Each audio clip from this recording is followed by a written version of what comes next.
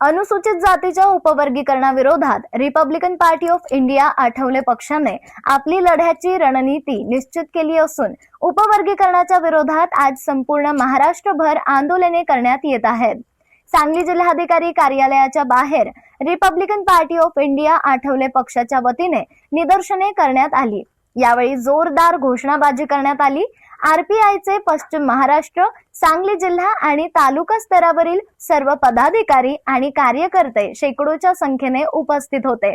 यावेळी प्रदेश सचिव जगन्नाथ ठोकळे बोलताना म्हणाले, जातीय जनगणना झाल्याशिवाय अनुसूचित जातीचे उपवर्गीकरण करू नये। उपवर्गीकरणाच्या नावाखाली महार आणि मातंग समाजामध्ये भांडण लावण्याचा प्रकार सुरू आहे, तो तात्काळ बंद करावा। अनुसूचित जातीमधील 59 जाती सर्वांनी एकत्रितपणे येऊन उपवर्गीकरणाला विरोध करावा।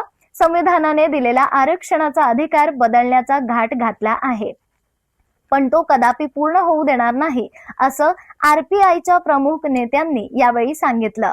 कार्याध्यक्ष संजय कांबळे, जिल्हाध्यक्ष राजेंद्र खरात, सांगली जिल्हा सरचिटणीस अभिजित आठवले, शहर जिल्हाध्यक्ष पोपट कांबळे, युवक जिल्हाध्यक्ष श्वेतपद्म कांबळे, महिला आघाडी जिल्हा अध्यक्षा छायाताई सर्वदे इत्यादी मान्यवरांनी मार्गदर्शन केले। यावेळी विद्यार्थी आघाडी अध्यक्ष सचिन सवाखंडे, बापू सोनवणे, सांगली जिल्हा उपाध्यक्ष संतोष वाघमारे तसेच सांगली जिल्ह्यातील प्रमुख पदाधिकारी कार्यकर्ते व सांगली मिरज कुपवाड महानगरपालिका क्षेत्रातील सर्व प्रमुख पदाधिकारी कार्यकर्ते आजच्या या आंदोलनात उपस्थित होते।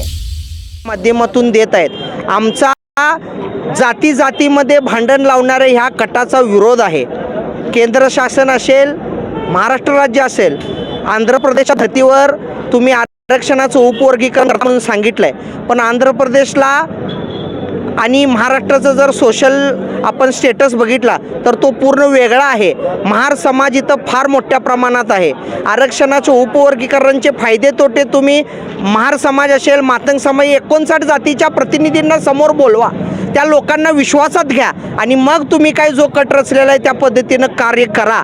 राहिली गोष्ट मागासवर्गीय लोकांवर जे काय महामंडळाच्या माध्यमातून कर्ज दिले गेले होते, ते कर्ज वसुलीसाठी सुद्धा आमच्या दारात लोक यायला लागलेत।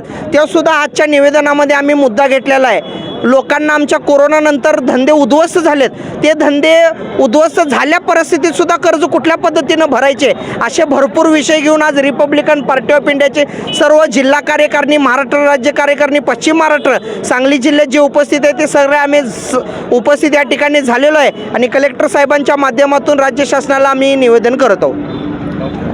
उच्च न्यायालयाच्या आदेशाचा गैरअर्थ काढून राज्य शासनाने अनुसूचित जातीच्या उपवर्गीकरणाचा घाट घालण्याचा प्रयत्न या ठिकाणी सुरू आहे आणि बाबासाहेब आंबेडकरांना अभिप्राय असणारी जी जमात आहे, बाबासाहेबांचे जे विचार होते, त्यांचं जे काम होतं ते जमातीसाठी होतं, कोणत्या एका जातीसाठी नव्हतं। आणि जात बाबासाहेबांना अभिप्रेत नसताना बाबासाहेबांचे आरक्षण दिलेलं आहे, समूहाला आरक्षण दिलेलं आहे आणि तो समूह उद्ध्वस्त करायचा। या समूहामध्ये फुले शाहू आंबेडकरी लोकशाही रामभाऊसाठेंची विचारधारा पोचवून तो समाज एकत्र येऊ नये यासाठी काही समाज विधायक ज्या संघटना आहेत अशा लोकांनी हा घाट घातला आणि त्यालाही सरकार बळी पडते का अशी भीती वाटते। वास्तविक या देशाला स्वातंत्र्य 80 वर्षाचा कालावधी पूर्ण होत असताना जे आरक्षण आहे ते आरक्षण संपुष्ट आणण्याचा प्रयत्न या ठिकाणी सरकारच्या माध्यमातून सुरू आहे। खाजगीकरण मोठ्या प्रमाणात सुरू आहे। सरकारी ज्या संस्था होत्या त्या संस्था देखील या ठिकाणी मोडीत काढून या ठिकाणी आरक्षणाला धक्का लावण्याचं काम यापूर्वी काँग्रेसच्या सरकारनं किंवा आताच्या भारतीय जनता पक्षाच्या सरकारनं केलेलं आहे। आणि मग आम्ही आरक्षणाच्या नावाखाली या ठिकाणी दोन समाजामध्ये अनुसूचित जातीच्या समूहामध्ये एकमेकाच्या विरुद्ध लढून या ठिकाणी समाजाचं फार मोठं आपण नुकसान करणार आहोत। आमचे नेते माननीय नामदार रामदास जटवे साहेबांनी सांगितलं, आरक्षणाच्या उपवर्गीकरण करत असताना या ठिकाणची असणारी जातीय जनगणना झाल्याशिवाय कोणत्याही पद्धतीचं या ठिकाणी उपवर्गीकरण करू नये। ज्या पद्धतीची जातीची लोकसंख्या असेल त्या प्रमाणात त्यांना आरक्षण द्यायला आमचा विरोध असणार नाही, परंतु जातीय जनगणना न करता या सरकारनं जो घाट घातलेला आहे त्याचा विरोध करण्यासाठी या ठिकाणी रिपब्लिकन पार्टी ऑफ इंडियाच्या वतीनं आज सांगलीमध्ये आमच्या जिल्हा कार्यकारिणी आणि शेत कार्यकारिणीच्या वतीनं या ठिकाणी आंदोलन करून आम्ही सरकारला या ठिकाणी निवेदन देत आहोत. या ठिकाणी Republican Party of India Athawale गटाकडून कलेक्टर ऑफिसवर आम्ही आंदोलन उभा केलेलं आहे. या राज्यामध्ये जी जातीमध्ये भांडणं लावण्याचं जे काम सुरू आहे त्याला कुठंतरी आम्ही थांबवण्याचा प्रयत्न करण्यासाठी इथं उपस्थित राहिलेलो आहे.